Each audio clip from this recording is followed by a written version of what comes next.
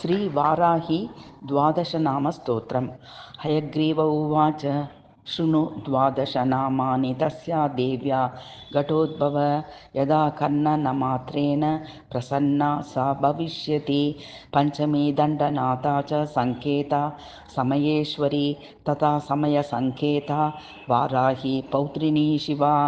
वार्ताली च महासेनाप्याज्ञा च केश्वरी तथा आरिघ्नि चेति सम्प्रोक्तं नादद्वादशकं मुने। नाम द्वादशकाभिख्यं वज्रपञ्चरमध्यगः सङ्कटे दुःखमाप्नोति न कदाचन मानवः।